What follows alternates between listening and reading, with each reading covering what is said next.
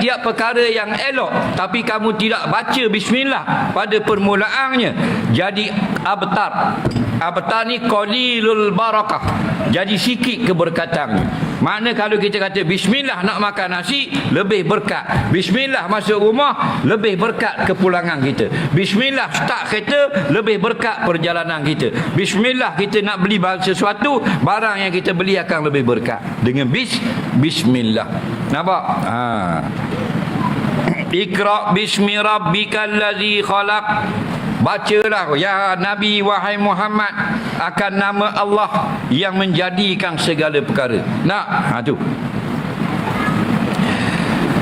Jadi kalaulah kita lebihnya bismillah ni, kalau kita baca bismillah nak masuk rumah, syaitan hak tepi pintu tu tak boleh masuk. Kata ulama, menunjukkan syaitan menunggu pada pintu rumah. Syaitan dia tak masuk ke lubang-lubang dinding, dia masuk ke pintu, ke tikar. Dalilnya hadis ini dan hadis Nabi suruh menutup pintu dan tingkap ketika maghrib. Dia tak masuk ke lubang datang.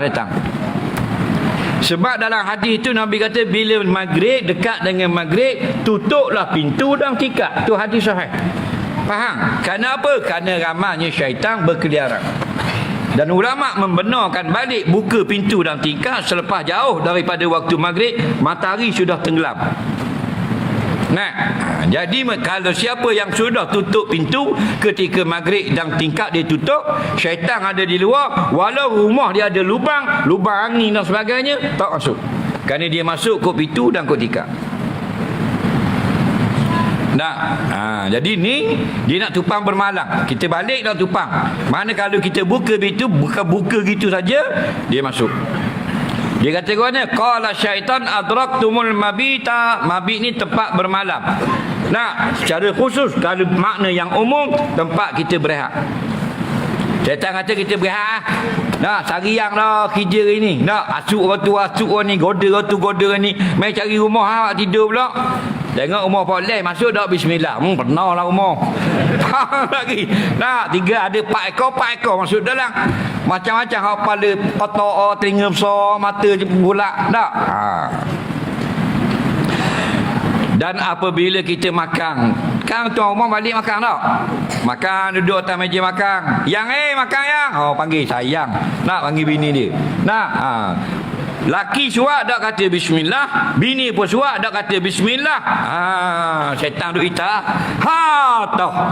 Tempat makan malam ni. Makan sama lah, laksang. Nampak? Ikan 3 rasa. Kita duduk 2 orang, dia 4 ekor tepi. Dia tak nampak. Tahu di mana? Alam gaib. Nabi cerita. Alam gaib ni dia kena nah Quran, hadis. Ni hadis cerita dah. Maknanya mafhum di sini, mafhum muafakahnya, apabila kita tak baca bismillah, dia dapat masuk bukan saja tupang tidur, tupang makan sama. Dan hadis yang lain, siapa yang berkata tak kata bismillah, syaitan makan sama keliling meja, dan bila dia teringat di tengah makan, dia kata bismillahi fi awalihi wa akhirihi, syaitan akan mutah semula apa yang telah makan bersama tadi. Tak, jelas di sini syaitan masuklah rumah orang. Itu kelebihan bismillah. Nampak barangnya? Nampak romang? Bismillah, syaitan tak masuk. Kunci itu. Walaupun kita tutup saja, tak kunci, tak boleh buka. Syaitan tak ada, dia pakai lengki ada. Tu kan curi tu. Faham lagi? Dia bawa dawat, tak payah apa. Kita masuk, tak kata bismillah, dia masuk.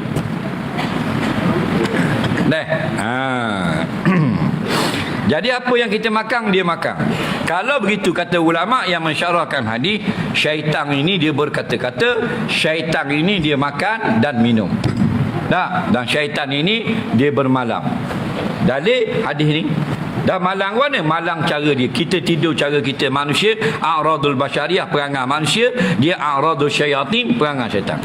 Cara kita kunyak lain, cara dia kunyak lain. Makan sama makan. Betul tak? Macam binatang makan tau. Makan kita makan, takkan sama cara makan kita. Resipinya lain, menunya lain, cara kunyaknya lain, kenyangnya lain. Caci makan tau. Makan kau, tapi caci tak ada uci manis. Nah. Pasal apa? Kalau ada kecil mani tak nak kerak, kaki ada. Nah. Nah, bismillah. Nak makan tak makan tak bismillah, masalah. Nah. Masuk tandas, siapa baca bismillah, dia buang kain, syaitan dah nampak. Angry bird dia. Ni dalam hadis lain, barang siapa yang membaca bismillah ketika masuk dalam khaid, dalam tandas. Faham lagi? Maka itu bila disebut bismillah jadi dinding antara mata syaitan dan aurat manusia. Nah, kita masuk dalam bilik air, contoh nak buat benda. Orang je masuk dalam bilik air. Dalam bilik air buat benda. Kecil merah. Okey, kalau nak kecil buka kat luar. Bila kita masuk dak kata bismillah, kita buka seluar. Dalam seluar ada tak seluar lain? Luar dalam. Buka pula ke tak tu? Buka pula. Kita dah baca bismillah, syaitan tanggal. Faham lagi tak? Tu jenis kecil. Kalau jenis berak, duduk tinggung dulu. Tinggung. Syaitan 3-4 ekor depan. Papau. Nak faham bodoh saja kita. Nak, laki puang. Bini kita sama tak? Bini kita masuk nak mandi. Bini kita masuk nak mandi. Dia masuklah dalam sini, buka dah kain. Lanjang tak? Dah syaitan nampak tak?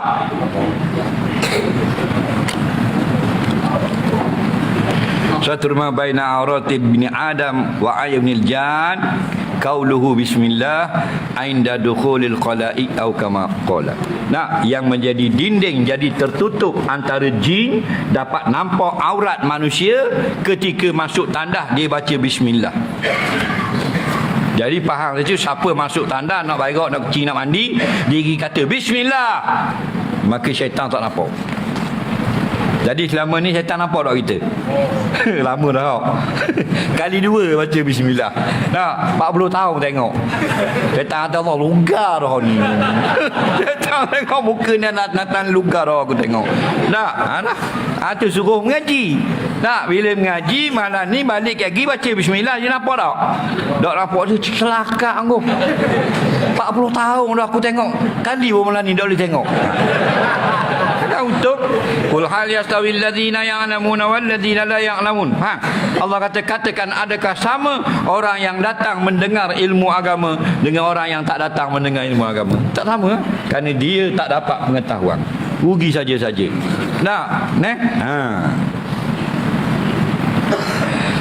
Jadi sebut nama Allah ini syaitan takut. Azan dia lari. Azan lari. Sebab tu kalau kita dengar suara kita masuk dalam hutan hiking ke apa ke, dengar suara tak usah takut. Kata Allahu Akbar, Allahu Akbar, dia kuat lagi, Allahu Akbar, Allahu Akbar, biar kuat lagi, dia kuat lagi, balik lari. Dia tengok keadaan kau tak? Main dia kita kuat dia baik semua tak? Tu tak? Kerana Ibn Abbas cerita dia pernah lalu kot satu dinding Nabi depan. Orang panggil nama dia Abdullah. Dia panggil. Tengok tak ada. Abdullah. Cuk kepala dia dapat. Nabi kata sebut nama Allah. Kabir. Sebut. Allahu Akbar. Kata dia tu. Allahu Akbar. Lagu tu. Kenapa? Kerana syaitan bila kata Allahu Akbar, dia takut. Dalam Muwatta Imam Malik, idza azana al-muadzinu fa'adwara syaitan. Apabila muazzin Tok Bilal azan Allahu Akbar, lari syaitan.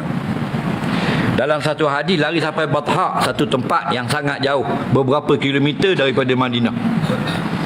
Kerana apa? Kerana suara Bilal ni kuat. Sebab tu bila nak bang, nombor 1 sekali kuat. Nak kuat kita slow bang. Kenapa? Bila kuat, 2 faedah. Yang pertama, sejauh mana sekilo sampai suara, sekilo orang dapat maklumat masuk waktu solat. Bang, kerana tujuan azan dia al-ilamu bidukhuli waktu solat. Apa makna azan? Pemberitahuan dengan sudah masuknya waktu sembahyang. Itu faedah. Faedah yang kedua, semakin jauh syaitan akan lari sejauh mana suara itu sampai. Kalau suara kita 100 meter, 100 meter lagi berhenti situ ramai-ramai. Kalau kita bang sampai sekilometer, beberapa kilometer suara Bilal Ibn Rabah.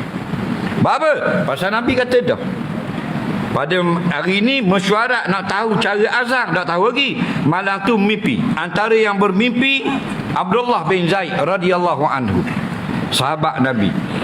Esok berlari-lari pergi jumpa Nabi. Ya Rasulullah, saya mimpi semalam orang ajar cara-cara azan. Kata ke mana? Kata Abdullah pun Zaid pun katalah ke Nabi, Allahu Akbar, Allahu Akbar, asyhadu an la ilaha illallah. Siap dengan qamat di kabur. Nabi pun suka. Nabi kata gini ya, mugi rumah Bilal, ajar dia apa yang mu dengar ni. Sepatutnya Zaid bin Abdullah jadi muazzin pertama, betul tak? Pasal dia yang mimpi. Anugerah wi ke dia ya, muazzin pertama. Dah, Nabi dak wi ke Abdullah bin Zaid. Mugi rumah Bilal muajar dia, biar dia bang. Apa? Fa innahu anda sautan minka, kerana Bilal suara paling kuat di antara kamu. Jelas lagi. Kita bila bang dah surat bawah tangga tu dak dengar dah.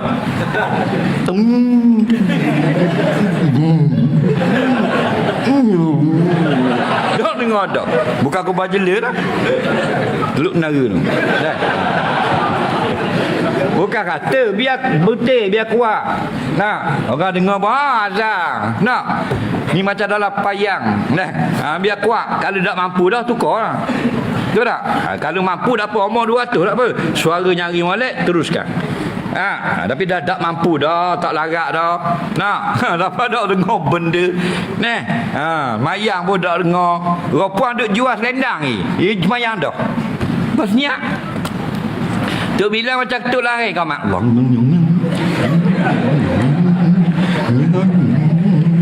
Ropuan dah lah tapi tak dengar. Duk jual dia selendang ada bau ada seluar kuning. Nampak? Selendang krisi dah. Dah habis dah orang kau habis bayang. Nah, biar kuat. Okey. Tapi lebih kuat azan daripada qomat. Bila azan adbara syaitan. Syoma. Lepas pada habis dah azan akbalat. Mari semula. Tengok. Wa iza uqimat, dan bila diqamatkan adbara, lari pula. Kenapa? Allahu Akbar. Jadi kalau kita dalam hutang dengar benda yang menakutkan, kata Allahu Akbar. Tapi kalau dengar benda yang elok, tak apa, kerana itu jin Islam. Contoh, biasa kita akan dengar orang bang dalam hutang. Okey, kita masuk dalam hutang 5-6 kilo jauh daripada jalan, kita buat kemah apa semua tak, tu tengah-tengah bukit ya. Garik dengan Allahu Akbar, Allahu Akbar. Berapa ke kamu mau? Bang, jangan lagi. Jin Islam. Sunat jawab, sunat. Kata Syekh Ibn Hajar, sunat jawab. Kita jawab Allahu Akbar, Allahu Akbar. Bang, kau jawab kan mari sini dah. Bang, jin Islam dia tidak memudaratkan saudaranya. Masa kita ni anak beranak dia. Faham lagi? Anak beranak dia. Anak beranak apa? Anak beranak fiddin, pada agama. Nah, kalau anak beranak pada nasab Nabi Adam, manusia. Ni semua kita anak beranak ni. Tahu tak? Oh, aku berjela dengan Presiden Amerika, anak beranak, biding kan. Tu, sungguh anak beranak. Tu dengan Putin botol susu, Presiden Rusia. Anak beranak kau. Kena ke mana tu? Kena ke Nabi Adam, betul tak? Tapi ramai sangat 14,000 pupu dah. Tak kena. Tak? Antum min Adam. Kamu semua dari Adam, makhluk yang satu je. Naba wa khalaqa minha zawjaha, daripada seorang Allah jadikan isterinya pula. Daripada suami isteri ni beranak kembar sampai ke ni orang kubah jela. Anak beranak Nabi Adam mereka. Nah, orang Rusia, orang Ukraine, Belarus, Latvia, orang Poland, orang apa benda ni, Amerika, orang Mexico, Uruguay, Paraguay, anak beranak kita tu. Maka bacalah bismillah, kelebihan-kelebihannya amatlah sangat besar. Sekurang-kurangnya tidak ada hilang ingatan kita kepada Allah. Siapa yang sebut Allah selalu, orang itu hidup. Dan siapa yang tak sebut Allah, keluar rumah tak kata bismillah, naik kenderaan tak baca doa, orang pergi surai tak pergi surai, orang pergi sejid dia tak pergi sejid, maka dia seperti mayat yang berjalan. Masalul ladzi yazkurullah wal ladzi la yazkuruhu kamasalil hayy wal mayyit. Kata Nabi SAW, bandingkan orang yang sebut Allah dengan orang yang tak sebut Allah seperti orang yang hidup dengan orang yang telah mati. Wallahu a'lam.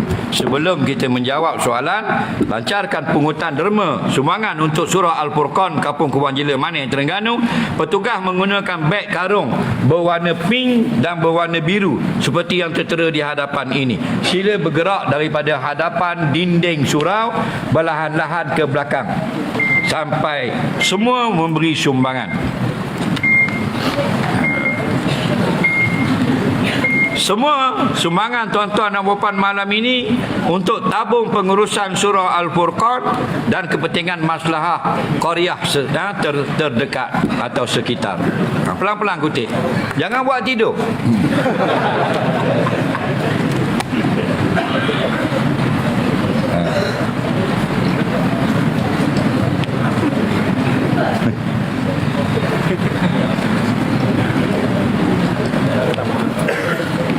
Ada lagi? Allah. Pelan-pelan kutip. Buka luar dia. Lagi dia tak bagi jangan gerak. Gitu. Pelan-pelan ni, pelan-pelan. Orang tengah nak ambil duit tu. Bagi dah, lepas tu lalu pula. Bagi pula. Baru 2 ya.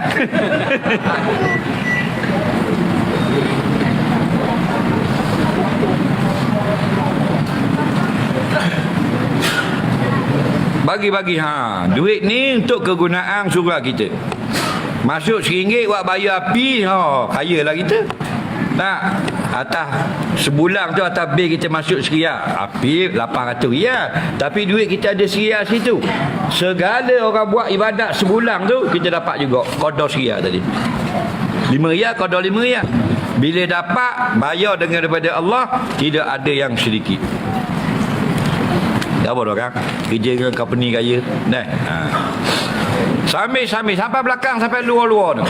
Jangan balik ni, kita masuk sesi yang ditunggu-tunggu, soal jawab agama. Sambil kita beri sumbangan derma untuk surah Al-Furqan, kita tengok soalan orang Kubang Jela kita. Soalan yang pertama, isteri ambil obat rancang keluarga kerana nak menjarakkan kehamilan tanpa pengetahuan suami kerana isteri mengalami penyakit darah tinggi dan kencing manis di mana boleh memberi risiko pada anak dan ibu jika hamil terlalu keras. Baik. Isteri ini dinasihati oleh doktor untuk menjarakkan kelahiran. Faham lagi? Jadi tujuannya ialah untuk menolak kemudaratan. Okey?